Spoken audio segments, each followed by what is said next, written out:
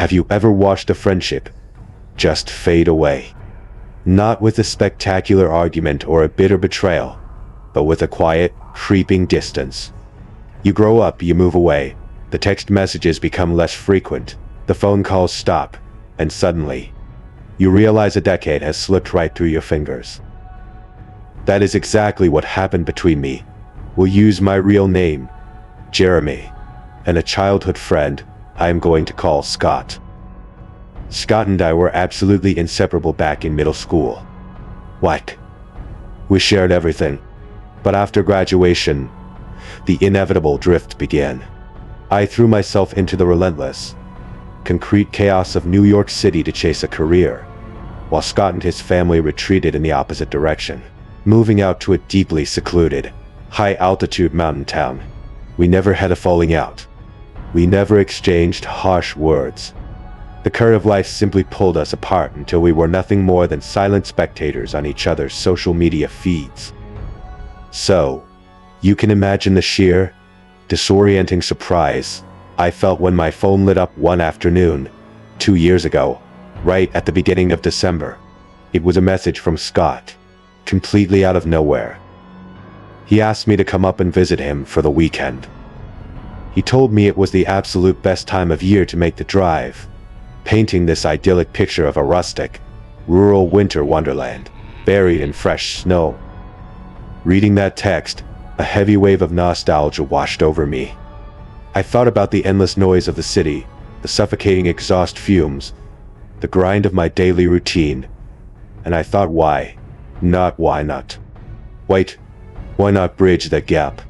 It felt like a genuinely good idea to reconnect, to share a couple of beers, and to see who my oldest friend had become. I had absolutely no idea what was waiting for me up there. The dark trek into the mountains was agonizingly long. If you have never driven up winding mountain roads in the dead of winter, let me tell you, it is an exercise in pure anxiety. The roads were slick with black ice, forcing me to crawl along at a fraction of the speed limit. The sheer isolation of the route began to press in on me almost immediately. There were barely any other cars out there. Just me, the hum of my heater, and endless, towering pine trees closing in on both sides of the asphalt. Because it was December, the sun abandoned the sky entirely by 4 o'clock in the afternoon. By the time my GPS indicated I was finally nearing Scott's coordinates, the world outside my windshield was enveloped in a suffocating, pitch-black darkness. Scott lived in one of those incredibly old, weathered wooden houses clinging stubbornly to the side of the mountain.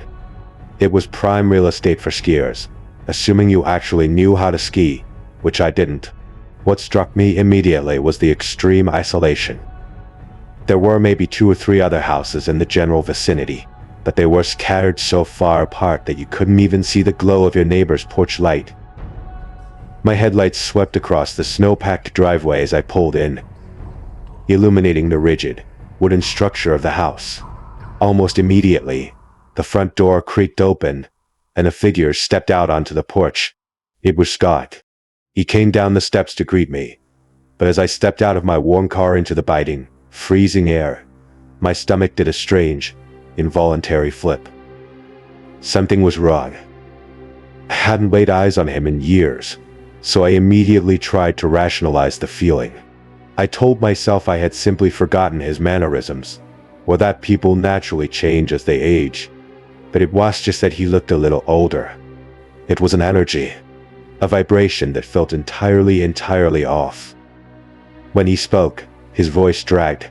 The cadence of his words was painfully slow, almost like a cassette tape playing at the wrong speed. He would start a sentence, stop, stare blankly out into the falling snow for 3 or 4 agonizing seconds, and then finish his thought, as if he had completely forgotten what he was talking about in the middle of his own sentence. He didn't smile much. He just picked up my overnight bag and gestured for me to follow him inside. Stepping into the house offered physical warmth, but an emotional chill. The interior was startlingly barren. There was a profound emptiness to the space that made my own footsteps sound entirely too loud. The living room held practically nothing, just an old couch, a simple wooden table, a couple of mismatched chairs, and some dusty, antique-looking decor hanging awkwardly on the walls. Scott stood in the middle of the room and explained the situation. He told me this had been his grandparents' house. They had both recently passed away, leaving the sprawling, creaky property entirely to him. He was living up here on this mountain, completely alone. He pointed to the couch and told me that was where I'd be sleeping for the weekend, mentioning it folded out into a bed. I nodded, telling him that was perfectly fine. I wasn't there for luxury anyway. But as I set my things down near the couch, my eyes whirled round across the room. Directly opposite the couch was a hallway. It was a long, narrow corridor that stretched deep into the back of the house. Scott mentioned it led to a bathroom and to guest bedrooms that sat entirely empty. The doors to those rooms were left wide open, gaping like dark mouths. There was no light fixture turned on at the far end. From where I sat on the couch, peering into that hallway was like staring into a void. A perfect, pitch-black rectangle that seemed to swallow whatever weak light the living room offered. I am a grown man. I am not easily frightened by shadows. But as I sat there, a profound, creeping sense of unease washed over me. There was nothing overtly threatening about it. Yet my eyes kept darting back to that dark corridor. It felt heavy. That first night, Scott and I sat around trying to catch up. I tried to pull the old Scott out of him, bringing up middle school memories. Old inside jokes. Things that used to make us laugh until we couldn't breathe.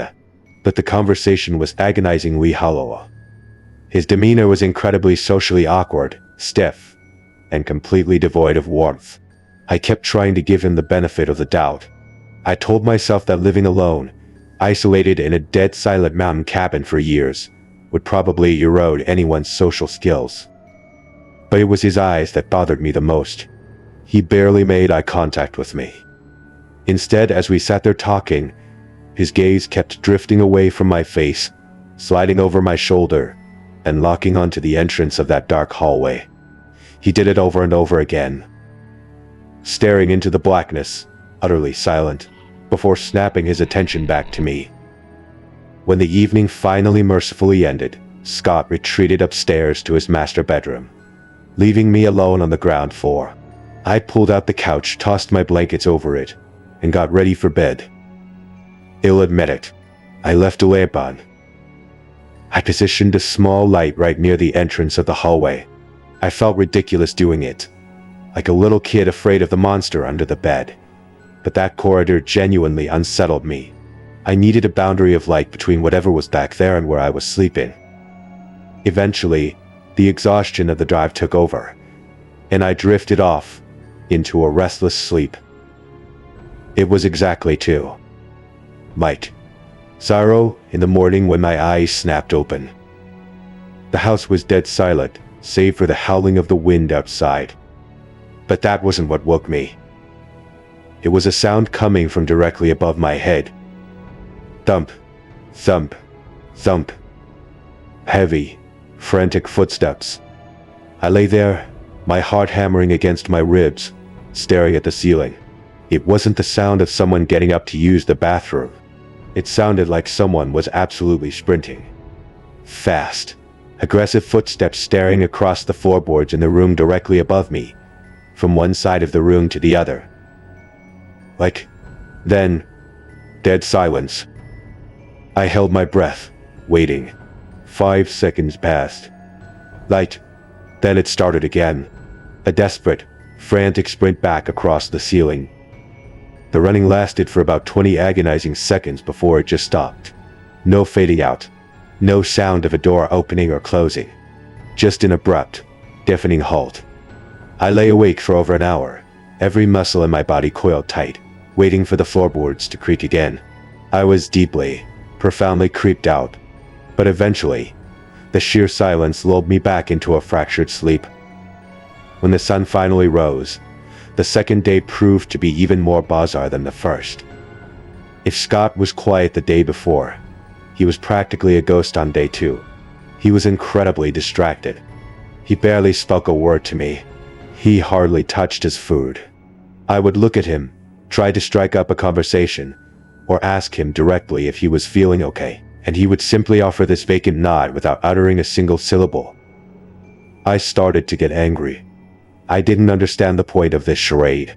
Why invite someone to drive hours into the freezing mountains for a weekend of reconnection, only to act as though their presence is an agonizing burden? But my frustration was quickly overshadowed by something far stranger. Throughout the course of the day, I kept tallying his movements. At least 5 separate times, Scott got up from his chair, walked over to that dark hallway, and disappeared down its length. Light. Now, he had told me the bathroom was down there. So, logically, I assumed that's where he was going. But every time he walked down there, the house was perfectly quiet. I never once heard the plumbing kick on. I never heard the sound of a toilet flushing. He would just walk into the gloom, stay down there for a few minutes, and emerge looking just as blank and exhausted as before. I didn't have the courage, or perhaps the desire, to follow him and see what he was actually doing. By nightfall, the weather outside violently deteriorated. The promised snowstorm finally rolled over the mountain, burying the house in aggressive, howling winds. The gusts slammed against the old wooden exterior, so hard that the very walls of the cabin vibrated. Honestly, under normal circumstances, I would have loved it. I love the aesthetic of a brutal winter storm when you are safe inside a cozy room. I retreated to the couch, pulled the blankets up to my chin, and scrolled aimlessly through my phone for an hour, letting the sound of the wind mask the unsettling silence of the house. Exhaustion won again, and I fell asleep. Once again, my internal clock betrayed me. I woke up. I checked my phone. 2:0 a.m. The wind was still roaring outside, but beneath the howling of the storm, I heard something else. Something inside the house. SK or RK. SK, RK. SK, RRK. It was a soft, methodical scraping noise, and it was coming from the first floor, from the hallway. I froze. It sounded exactly like something heavy being slowly dragged across the bare, wooden floorboards. The agonizing scrape echoed through the empty space, and then, suddenly, it stopped. I lay perfectly still, staring at the ceiling, trying to convince my rational brain that old houses settle, that would expand in the cold, that the wind was playing tricks on my ears. And then, it happened. Tap, tap. It was a sharp, distinct flick against the wall directly behind my head, just inches from my skull. It didn't sound like a house settling. It sounded exactly like a human fingernail violently flicking the drywall. My blood ran completely cold. I slowly turned my head, peering over the back of the couch, staring straight down the length of the hallway. I had forgotten to leave the lamp on. The corridor was a solid wall of impenetrable black. I couldn't see a single thing, but the absolute dread radiating from that space was paralyzing. Every instinct in my body screamed at me to get up, to turn on a light, to run out the front door into the blizzard. But fear is a strange paralyzer. I didn't want to know what was standing in the dark. I squeezed my eyes shut, rolled over to face the back of the couch, and forcefully buried my head under the blankets. Old house, I chanted in my mind. It's just an old house. Against all odds, sheer mental exhaustion pulled me under. And the next thing I knew, grayish morning light was filtering through the frozen windows. But the third night is why I am telling you this story. By the time dinner rolled around on day 3, my nerves were completely frayed. A palpable, suffocating tension had settled over the entire house. I felt entirely unwelcome, not just by Scott, but by the physical space itself. And Scott's behavior had escalated. I kept catching him staring at me. Not just glancing, but locking his eyes onto me for uncomfortably long periods of time without speaking. It wasn't an empty stare anymore. It was an analyzing gaze. He looked like he was studying me, waiting to see if I was catching on to something. checking to see if I had noticed a secret he was hiding. I seriously debated packing my bags and driving away right then and there, but I checked the weather app. The snowstorm was raging violently and wasn't predicted to break until the early hours of the morning. Driving down an icy, winding mountain road in pitch darkness during a blizzard was suicide. I was trapped. After a completely silent, agonizing dinner, Scott stood up and went upstairs to his bedroom far earlier than usual. I was left alone on the first floor once again. I sat up on the couch, staring blankly at my phone, genuinely questioning every life choice that had led me to accept this invitation. Eventually, the weight of the day forced me to lie down. I shut my eyes. I commanded my brain to sleep. And then, just like clockwork, I woke up. I didn't hear a bump. I didn't hear a scrape. My eyes simply fluttered open to the dim, shadowy living room. The time, though I didn't need to check my phone to know it, was hovering right around 0 a.m. I blinked, staring at the ceiling, deciding to roll over and check the time. I sent the command from my brain to my arm to push myself up. Nothing happened. I tried again, pushing harder mentally. Move your arm. My arm remained perfectly still. A cold spike of adrenaline shot straight into my heart. I tried to sit up. I tried to keep my legs. I tried to turn my neck. I was completely, utterly paralyzed. I had read about sleep paralysis. I knew the scientific terminology, the neurological glitch where your mind wakes up before your body's sleep atonia wears off.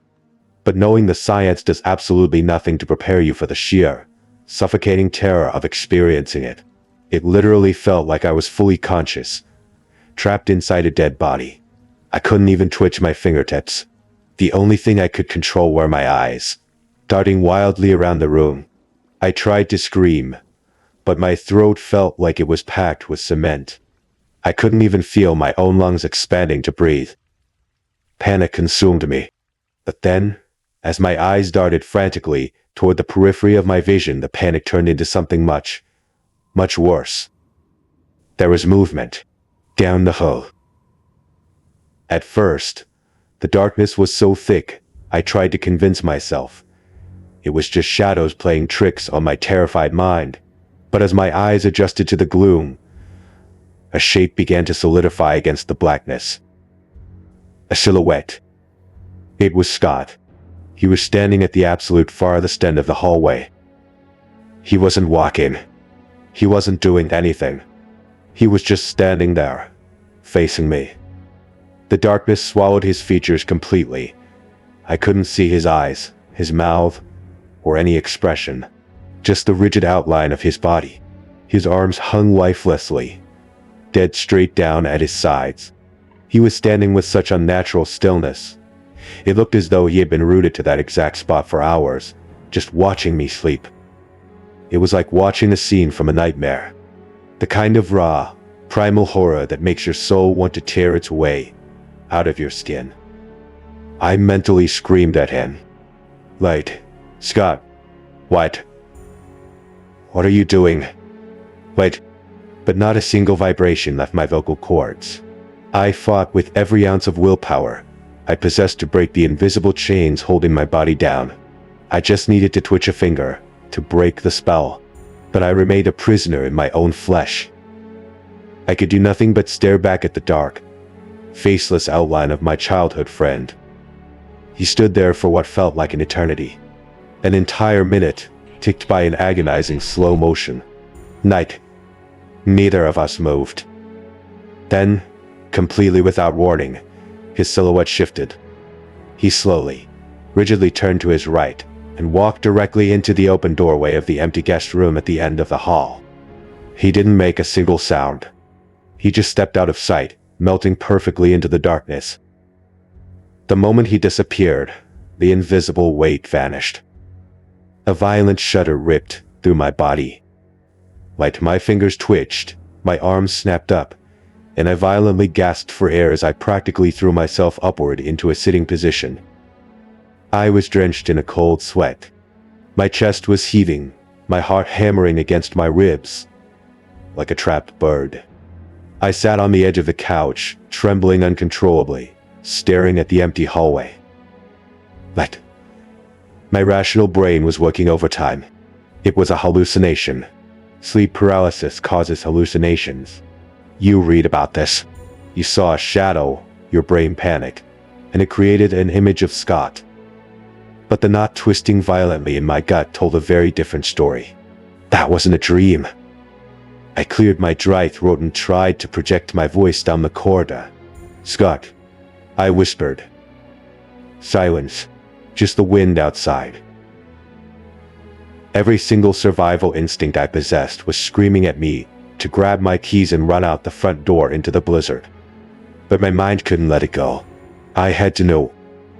Against every fiber of my being, I slowly stood up. The floorboards felt like ice against my bare feet. I took a step toward the hallway, then another. I forced myself to walk down that oppressive, lightless corridor.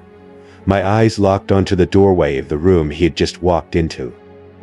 I reached the threshold. I placed my trembling hand on the doorframe, took a deep breath, and leaned my head inside. The room was pitch black, illuminated only by the faint, bluish glow of the snow reflecting from the window on the far side of the room. At first glance, the room appeared entirely empty. No bed, no furniture, just bare walls. But then, my eyes tracked to the far right corner, right next to the window. Someone was standing there. It was a tall, dark shape. A person. They had their back completely turned to me, their face pressed almost entirely against the glass, staring out into the raging blizzard. I couldn't tell if it was Scott. The height seemed right, but the posture was deeply unnatural, completely rigid. The sight of it, this silent, motionless figure standing in the pitch black of an empty room, staring out into the storm, was the most profoundly horrifying thing I have ever witnessed. But I didn't breathe. I slowly, meticulously backed away from the doorway. The moment I was out of the hallway, I broke into a dead sprint. I flew up the wooden stairs, taking them two at a time, tearing down the second-floor hallway until I reached Scott's master bedroom. I threw the door open. Scott was in his bed, under the covers, completely, heavily asleep. Mike, my brain short-circuited. I grabbed his shoulder and shook him violently. "Scott, wait, get up." He groaned, his eyes snapping open. He looked incredibly disoriented and deeply irritated. He squinted at me in the darkness, looking like a man who genuinely had absolutely no idea why a frantic lunatic was standing over his bed screaming at him. "Scott, listen to me," I stammered, my voice cracking with panic. "There's someone downstairs. In the guest room. I just saw them." I begged him. I pleaded with him to get up, to believe me, to come downstairs and see. Scott slowly sat up in bed. He didn't jump at alarm. He didn't reach for a weapon. He didn't even turn his head to look out the open bedroom door toward the stairs. He just sat there, looking at me. And as the seconds ticked by, his expression slowly morphed. The irritation faded, replaced by a chilling, deadpan calm. It was a look of deep resignation. He looked at me as if he already knew exactly what I was talking about. Like I had just pointed out a leaky faucet he had been ignoring for months. It terrified me more than the figure in the window. I stepped back, my voice dropping to a harsh, trembling whisper. "There. Like, who is that downstairs?" He looked me dead in the eyes in the dark bedroom. And he just shrugged his shoulders. That was it. That was the breaking point. The tether of our childhood friendship snapped permanently in that exact second. I didn't say another word. I turned on my heel, bolted down the stairs, and frantically grabbed my duffel bag from the living room floor. I didn't care that my clothes were scattered. I shoved everything inside. I didn't care about the snowstorm. I didn't care that it was 3:00 in the morning. I kept glancing frantically toward the black mouth of the hallway, half expecting that tall, rigid silhouette to come gliding out of the dark toward me. I genuinely just wanted to snap my fingers and teleport out of that house. I threw open the front door and plunged into the biting cold. The freezing air hitting my face felt like absolute salvation. The storm was still raging, snow whipping across the driveway. I furiously brushed off my windshield with my bare, freezing hands, practically throwing myself into the driver's seat. I slammed the door, locked it, and jammed the keys into the ignition. The engine roared to life. I threw the car into reverse, and as I started backing down the icy driveway, away from that nightmare, I made a massive mistake. I looked up. I looked back at the house, up at the ground floor window at the far end of the hallway. The window of the empty guest room. Through the swirling snow, faintly illuminated by the ambient glow of the winter storm, I saw it. The silhouette. A tall, dark, human-shaped shadow standing perfectly still in the window frame, watching me drive away. Light. That was the absolute last time I ever saw Scott's house. I drove for hours, my knuckles white on the steering wheel, jumping at every shadow until the sun finally breached the horizon and the mountain roads leveled out. After that weekend, I tried reaching out. I sent Scott several text messages over the following days, asking for an explanation, demanding to know what was going on. He read them, but he never replied. Eventually, my anger turned into a gnawing, dreadful worry. What if he wasn't safe? What if he was in danger? I finally sent him an ultimatum. I told him that if he didn't text me back, I was calling the local police department to send an officer up the mountain for a wellness check. I told him I was genuinely worried he had been murdered or something. 30 minutes later, my phone buzzed. A single text from Scott. I'm fine. That was it. 2 words. No explanation, no apology, nothing. I tried texting him a few more times after that, but he went completely dark. Eventually, I accepted the reality of the situation and I stopped bothering. The man I sat with in that cabin was not the Scott I knew from middle school. Something in him was broken, or missing entirely. I don't know what happened to him up on that isolated mountain. And I do not know who, or what, was standing in that empty room with him. I tell myself, it's not my problem anymore. I've washed my hands of it. But if I told you that the memory of that rigid figure standing in the darkness doesn't still terrify the absolute shit out of me, keeping me awake at 2:00 a.m. in my own safe apartment. Like, I would be lying to your face. Like, welcome, listeners.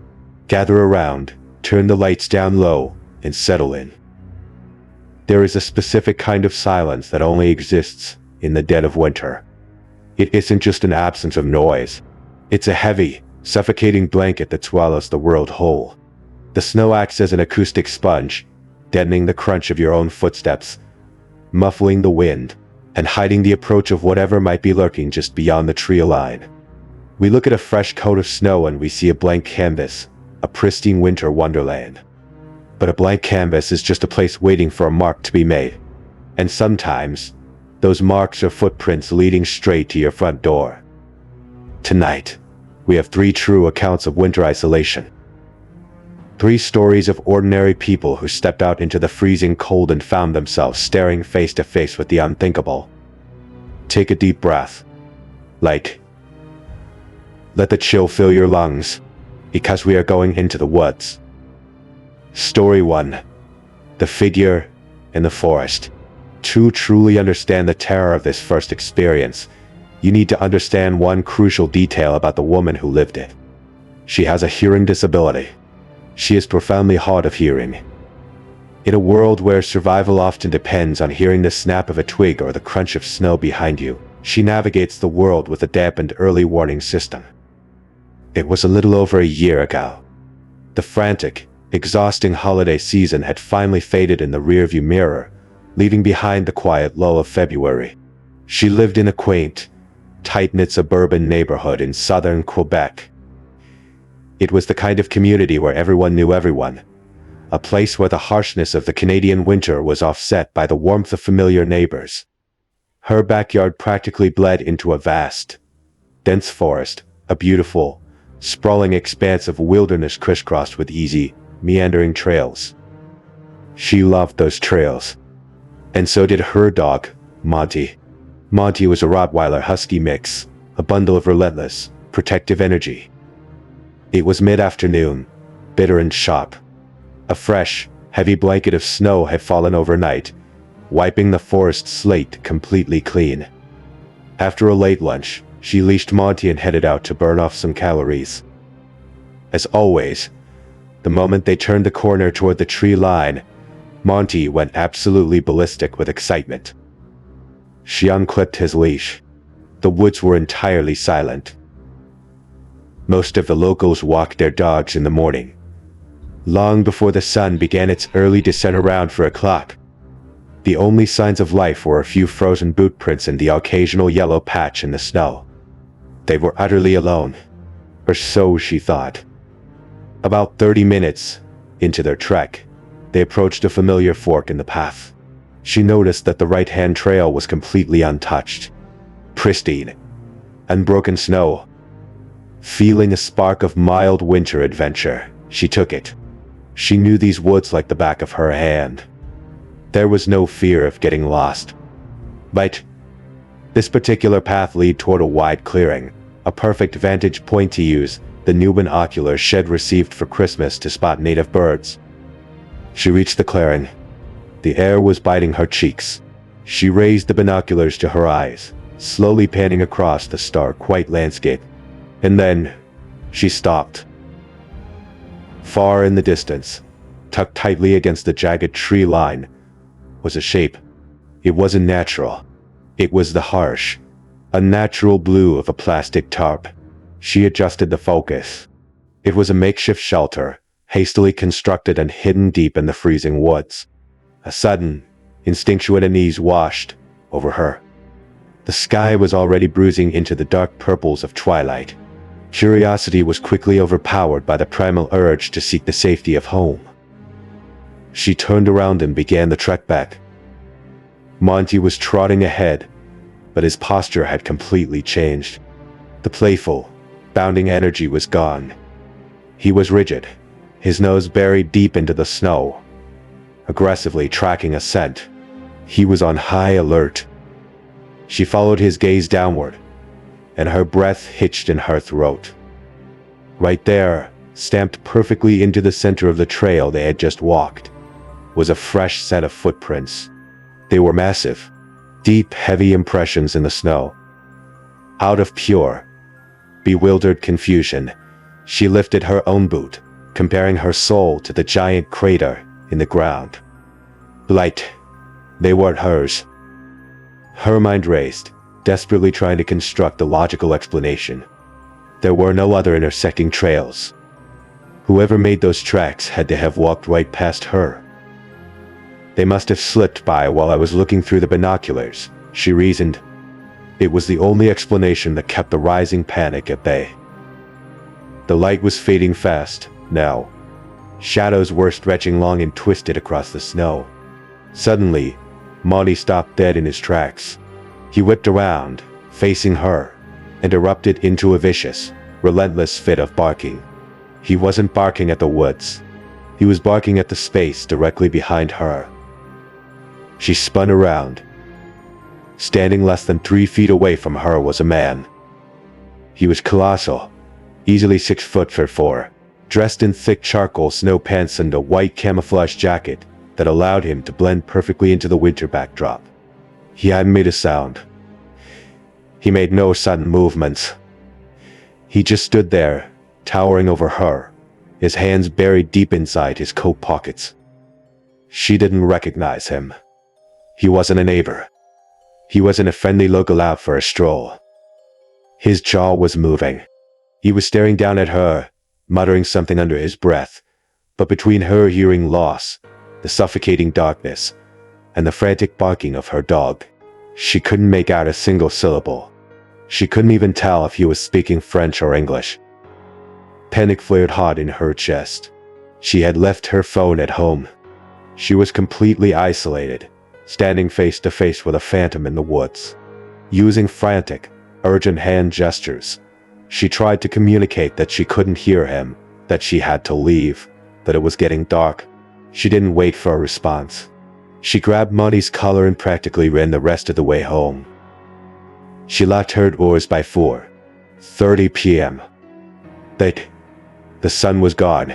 She went through her normal evening routine, trying to wash the paranoia down the drain, convincing herself he was just a strange hiker. But the nightmare hadn't ended in the woods. He had followed her home. She was violently pulled from her sleep in the dead of night. Monty was frantically licking her hand, pacing nervously beside her bed night. Disoriented, she fumbled for her phone on the nightstand. The blinding screen illuminated the darkness. It was 3:00 a.m. There was an unread text message from her neighbor, sent several minutes earlier. It read, "Is everything okay? Marty sounds like she is possessed." She blinked, the grogginess evaporating instantly. She looked down. Monty was no longer in her bedroom. She could hear it now, a muffled, hysterical, aggressive snarling coming from the ground floor. She crept out of her room, her heart hammering against her ribs, and slowly descended the stairs. The house was pitch black. Monty was at the back of the living room, throwing his massive body against the glass of the patio door, baring his teeth at the darkness outside. She stepped closer to the glass, squinting, trying to see past her own reflection. And then, the exterior motion sensor light clicked on. Standing there, bathed in the harsh, artificial glare of the floodlight, was the man from the forest. He was standing right in her backyard, looking directly into her house. The bottom dropped out of her stomach. She didn't hesitate. She didn't scream. She threw herself out of his line of sight, her trembling thumbs hammering 911 into her phone faster than she ever thought humanly possible. She grabbed Monty by the collar, dragged him up the stairs, and locked herself inside her bedroom. She was a martial artist. She knew how to fight. She reached under her bed, her fingers wrapping around the cold, heavy handle of a machete she kept for emergencies. But she also knew the absolute best way to survive a fight was to avoid it entirely. She positioned herself in the farthest corner of the room, the blade gripped tight in her sweating hands. Monty pressed firmly against her leg. Then, Monty stood up. The fur on his spine stood straight up. He began barking violently, not at the window, but at the locked bedroom door. She stared at the gap beneath the doorframe. The soft glow of the hallway nightlight was suddenly interrupted. A massive, dark shadow slid in front of the light, pacing back and forth just inches away from where she sat. He was inside the house. He was right outside her. Those next few minutes stretched into an absolute eternity. Every agonizing second was spent staring at the brass door handle, waiting for it to slowly turn, waiting for the wood to splinter under the weight of his boots. She held her breath, the machete raised, ready to fight for her life. But the handle never turned. Flashing red and blue lights eventually painted her bedroom walls. The police had arrived. When they cleared the house and escorted her downstairs, the reality of how close she had come to death settled in. The glass of her heavy patio door had been completely smashed in. Nothing in the house was stolen. The television, her electronics, her valuables, all untouched. He wasn't there to rob her. The police found the wooden gate in her backyard swinging wide open, leading directly back into the blackness of the forest. They searched the woods. They found the blue tarp she had described. But the man in the white camouflage was gone, slipped back into the snow like a ghost. She never heard back from the detectives. No arrests were made. She spent the next few days sleeping on a friend's couch, unable to step foot back into her own home until the glass was replaced. And to this day, she and Monty only walk on paved, well-lit roads, because she knows exactly what is waiting in the trees. Story 2. The Stolen Phone. Have you ever stopped to think about how much implicit trust we place in the glowing screens of our cell phones? A name pops up on a text message, and we instantly believe we know exactly who is on the other side of that digital signal. But what happens when the voice texting you from the dark isn't who you think it is? Amber Lay was just 16 years old. She lived in a quiet corner of Illinois with her parents and her 15-year-old sister, Kate. Their father worked for a deforestation group, spending his days clearing land in a massive, secluded wooded area about 30 minutes outside of town. It was December 5th, a perfectly ordinary winter day.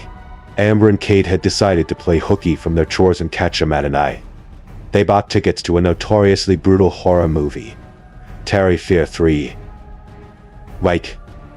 They were underage, but they looked older, and the apathetic teenager at the box office waved them right through. They settled into the dark theater, popcorn in hand, bracing themselves for the gore on screen. Right in the middle of a dead silent, suspenseful scene, a loud, obnoxious buzzing echoed through the theater. It was Amber's phone. The entire audience groaned, turning their heads to glare at the glowing screen illuminating Amber's horrified face. Mortified, she grabbed her sister's arm, tripped over someone's feet, and scurried out into the brightly lit lobby. She checked the caller read. It was heard, ad. Instead of calling him back and risking another lecture, she looked down and saw a text message pop up from his number. It read, "Hey, would you mind bringing me some lunch? The small cafe near the woods is shut down today." Amber showed the screen to Kate. Kate shrugged. It was a completely mundane, perfectly normal request. Without a second thought, they swung by the house, packed a couple of sandwiches, and hopped into Amber's car, driving the 30 minutes out toward the deforestation site. Amber had always loved these woods. They were expansive, beautiful, and completely isolated. There was a long, winding dirt path that crested over a large hill, leading down into a secluded valley with a pristine, glass-like lake. It was a place of total tranquility. They parked the car and stepped out into the biting winter air. Amber pulled out her phone and dialed her dad's number to let him know they had arrived. It rang and went straight to voicemail. Amber frowned, looking over at her sister. Why would he ignore the call when he just texted us? She opened the message thread and typed, "We're here with your food." White. Instantly, the 3 little typing bubbles appeared on the screen. He was active. A moment later, a response came through. "Walk down the small hill. Wait for me at the light." Again, they didn't question it. It was their father's phone. They zipped up their coats and began the long hike down the trail. The winter sun was already beginning to die, bleeding a radiant, fiery orange across the sky, casting long, skeletal shadows through the bare trees. As they reached the bottom of the valley, Kate suddenly pointed toward the water.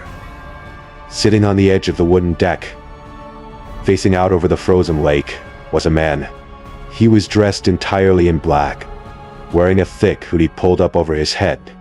His back was completely turned to them. Dad," Amber called out, her voice echoing across the silent water. The figure didn't flinch. He didn't turn around. He just sat there, perfectly still. A heavy, sickening feeling began to pull in Amber's stomach. Kate grabbed the back of Amber's jacket, her grip tightened, trembling. The air suddenly felt 10 degrees colder. Every instinct screamed that something was terribly wrong, but the rational brain argued that it had to be their father. Who else would be out here? Amber took a cautious step forward, then another. She reached out, her fingers trembling, and gently pinched the fabric of the black hood. She pulled it back. The man slowly turned his head. It was not her father. It was a complete stranger. and his face was twisted into a wide, unhinged, horrifying smile. Before either girl could process the terror, the man raised his right hand. Clutched tightly in his fingers was their father's cell phone. He waved it at them mockingly, his grin stretching wider, his eyes practically dancing with malicious delight. White. Amber stammered, paralyzed by fear. White, why do you have my dad's phone? He didn't answer. His smile vanished. In a sudden, violent explosion of movement, he lunged forward, his heavy hand snapping out and locking around Kate's wrist. Kate let out a blood-curdling scream. Adrenaline, pure, unadulterated survival instinct, flooded Amber's veins. She didn't think. She reacted. She grabbed her sister by the waist and violently yanked her backward with a strength she didn't know she possessed. The man's grip slipped. Kate tumbled backward into the dirt, and Amber hauled her to her feet. Wait, run. They didn't look back. They tore up the dirt path, their lungs burning, their boots slipping on the frozen ground. Behind them, echoing off the trees, was the heavy, rhythmic thud of combat boots pounding against the earth. Thump, thump, thump. He was chasing them. They broke through the tree line and practically threw themselves against Amber's car. She ripped the door open, shoved Kate inside, vaulted into the driver's seat, and slammed her hand down on the electronic locks, just as a dark shape slammed against the driver's side window. Amber screamed, ducking below the dashboard as she slammed the car into reverse. The tires spun, catching traction, and she peeled out of the dirt lot, tearing down the road toward the safety of the suburbs. They burst through the front door of their home, panting, crying, hysterical, and standing right there in the living room. White was their father. He was furious. He explained that someone had stolen his phone off a table at the worksite hours ago. He had been forced to drive all the way home to use the landline. As the girls sobbed out their story, the blood drained from his face. The police called immediately. Using the device's IMEI number, they tracked the phone's GPS coordinates. It was still sitting exactly where the girls had left the man, on the wooden deck by the lake. The police retrieved it, handed it back to the father, and essentially closed the book. They had the phone back. No one was hurt. End of story. If only that were true. It was 0 a.m. The house was dead quiet. Amber was lying in her second-floor bedroom, trying desperately to distract her traumatized brain by watching television. The room was dark, save for the flickering blue light of the screen. Her new replacement phone buzzed on the nightstand. An unknown number. She opened the message. The text made the blood in her veins freeze solid. I like that your house is lit only by your bedroom TV. She stopped breathing. She muted the television. The sudden silence of the room was deafening. And then she heard it. Crunch, crunch. Footsteps in the snow, directly outside her second-story window. She slid out of bed, pressing her back against the wall, and slowly, agonizingly, peeked through a tiny slit in the blinds. Standing on the slanted roof just outside her window, illuminated by the pale moonlight, was the man from the lake. He was staring directly at her, that same horrific, unhinged smile plastered across his face. And in his right hand, he was holding a gun, pointed straight at the glass. Amber screamed, a visceral, tearing sound. She threw herself backward onto the floor, just as a deafening crack echoed through the night. The window exploded inward, showering her bed in thousands of shards of jagged glass.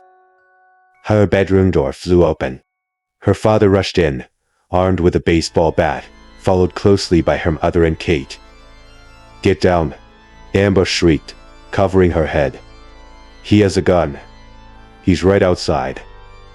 Her father dropped low, Creeping toward the shattered window, he peered out into the night. "He's gone," he whispered. But before the relief could even register, a massive crash echoed from the first floor. The distinct, terrifying sound of the kitchen window being smashed to pieces. He was in the house. The family slammed Amber's bedroom door shut, locked it, and barricaded it with the dresser. Kate was sobbing into her mother's chest, dialing 911 on speakerphone, while their father stood by the door, bat raised, ready to kill whatever came through it. They huddled there in the dark, listening to the agonizing silence below, waiting for the heavy footsteps to ascend the stairs. But they never came. When the police arrived and cleared the property, the house was empty. The kitchen window was broken, but just like the first story, nothing was taken. The man had vanished into the winter night. As the officers took their statements, Amber kept repeating the same frantic question. How did he know where we live? We lost him in the woods. One of the officers walked outside to inspect Amber's car. He shined his flashlight underneath the wheel well. Stuck directly to the inside of her rear tire was a tiny, white disc. An Apple AirTag. When the man had slammed his hands against her window in the woods, he wasn't trying to break the glass. He was planting a tracker. He hadn't just scared them. He had hunted them. Months have passed. The police have increased patrols, but the man has never been found. Amber, Kate, and their parents live in a state of perpetual hypervigilance, forever traumatized by the ringing of a cell phone. Amber carries the heavy guilt of the older sister, haunted by the realization that she blindly followed text messages from a predator straight into a trap. Technology makes us feel connected, but sometimes it's just a digital breadcrumb trail leading the wolves right to your door. Story 3. The Deer Head. Our final story takes place in the dark heart of 2021. The world was gripped by the pandemic, and working from home had blurred the lines between the office and personal life into a chaotic, stressful mess. Our narrator was a young man working a demanding corporate job. It was the week of a massive family get-together in upstate New York. He was supposed to have left hours ago, but a brutal, seemingly endless 3-hour Zoom meeting had chained him to his desk. By the time he finally slammed his laptop shut, he was exhausted, frustrated, and running dangerously late. He filled the massive travel mugs with black coffee, grabbed his keys, and walked out his front door. That was his first mistake. The weather had deteriorated rapidly. A massive winter storm had rolled in off the coast, dumping over the feet of heavy, wet snow onto the ground. The wind was howling, and the local plows hadn't even touched the residential streets. To make matters worse, his vehicle was an ancient, beat-up Hyundai, a metal death trap with stripped tires and absolutely no anti-lock brakes. But he was angry, he was late, and he was arrogant. Once he finally hit the interstate, he aggressively pushed the speedometer up to 70 miles per hour, slicing blindly through the whiteout conditions. By some miracle, he made it to his parents' house in one piece. He walked in at 9:00 p.m. Dinner was already underway. The stress of the day slowly melted away as he caught up with relatives, shared a few stiff drinks, and completely lost track of time. When he finally looked at the clock, it was past midnight. Most of the family had already left or gone to sleep. He knew he should crash on the couch. He was buzzed. He was deeply fatigued, and another foot of snow had fallen while he was inside. But the stubborn desire to wake up in his own bed overpowered logic. He bundled up, fired up the freezing Hyundai, and pulled back out onto the desolate roads. The world was completely dead. There wasn't a single set of tire tracks on the asphalt. It was just him and the hypnotic swirl of snowflakes caught in his high beams. He turned down a heavily forested, winding back road. Feeling a false sense of confidence, he tapped the gas pedal, bringing the car up to 40 miles per hour. As he approached a sharp, blind curve, he tapped the brakes. The pedal went soft, The steering wheel jerked violently. The tires lost all traction, acting like sled runners on solid black ice. The car went into a terrifying, uncontrollable sideways skid. He cranked the wheel, desperately trying to steer into the slide, slamming the shifter down to engine brake. But the ancient car was entirely at the mercy of momentum. Time seemed to stop. He watched helplessly as the edge of the road vanished, replaced by a massive embankment of snow and the thick, unyielding trunk of an ancient oak tree. The impact was violent. The airbag exploded in a cloud of dust, punching him in the chest. Metal screamed as the entire front hood of the Hyundai buckled and buried itself deep into the snowbank.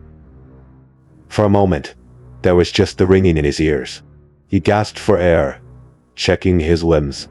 He was battered, but miraculously uninjured.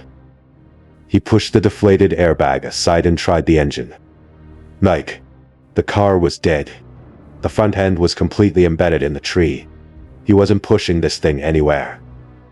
He pulled out his phone. He had one bar of service. He called roadside assistance, begging for a tow truck.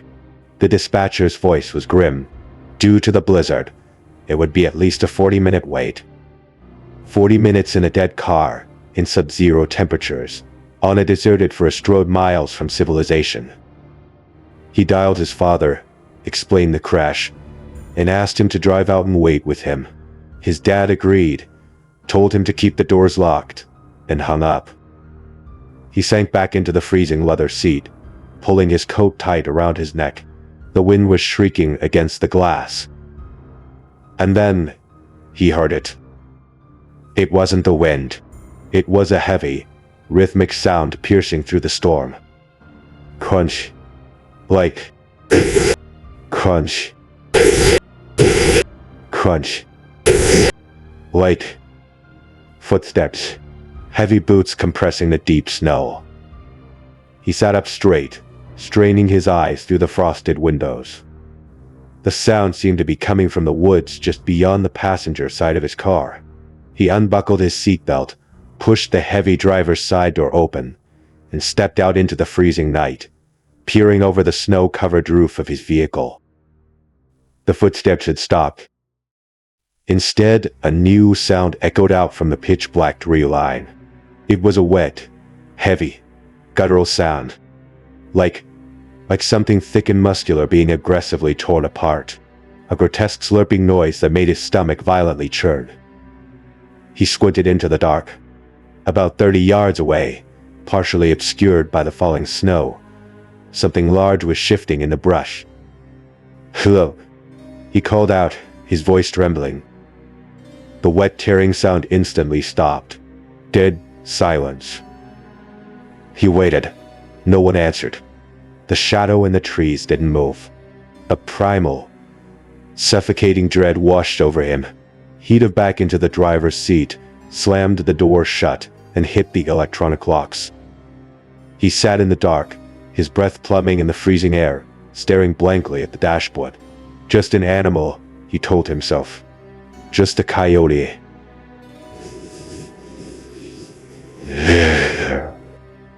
Something hard and heavy violently slammed into his passenger side window. He jumped, letting out a sharp gasp. The glass didn't break, but it rattled in the frame. He couldn't see out. The window was completely coated in thick, opaque frost. His adrenaline spiked into overdrive. He was trapped in a metal box, and someone, or something, was outside playing games with him. He grabbed the handle, pushed the door open again, and stepped cautiously out into the snow. He walked around the rear bumper, shining his phone's flashlight onto the passenger side of the car. What he saw made the blood drain entirely from his face. Circling his entire vehicle was a fresh set of massive, heavy boot prints. They walked right up to his passenger door, stopped, and then trailed off directly into the dense, dark woods. And scattered alongside the footprints, melting brightly into the fresh white snow, were thick, heavy drops of crimson blood. He wasn't dealing with an animal. He was dealing with a person. A cold, Irrational anger suddenly cut through his fear. He wasn't going to be hunted. He marched back to the open driver's side door, popped the glove compartment, and pulled out his registered 9mm handgun. He racked the slide, chambering around. Gripping the cold steel tightly in his right hand, his flashlight in his left, he made the terrifying decision to follow the blood trail into the woods. He had to know what was out there. He stepped off the road, the snow crunching loudly under his boots. The deeper he went, the larger the blood spots became, transforming from drops into massive, horrific smears. Someone, or something, was bleeding out. He pushed through a thick cluster of pine branches, sweeping his beam across the ground. There, lying in a massive, steaming pool of dark blood, was a corpse. He raised the gun, his heart hammering against his ribs. He stepped closer. It wasn't human. It was a massive buck. The deer had been brutally, savagely mutilated. Its stomach had been violently ripped open, the entrails spilling out onto the frozen earth. But that wasn't the detail that made him freeze. The deer had been entirely decapitated. The cut wasn't jagged like an animal attack. It was clean. He frantically swept his flashlight in a circle, looking for the missing head. Not just the headless, gutted torso bleeding out into the snow. The absolute absurdity and horror of the scene finally broke his bravado. This was wrong. This was deeply, fundamentally wrong. He lowered the gun, turned his back on the carcass, and practically sprinted back through the trees toward the safety of the road. He broke through the tree line, panting heavily. His car was sitting exactly where he left it. The driver's side door was still wide open, just as he had left it.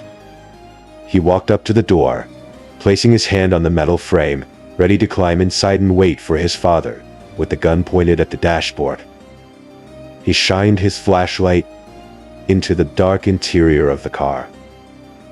And then, his mind completely snapped. Sitting upright on the driver's seat, perfectly positioned behind the steering wheel, was the severed head of the deer. Its dead, glassy black eyes were staring directly at him. Its tongue lolled limply from its jaw. Blood was dripping slowly from its severed neck, pooling thick and dark into the fabric of the seat. Someone had been watching him. Someone had waited for him to walk into the woods, circled around behind him, and placed the bloody trophy directly into his car. He didn't scream.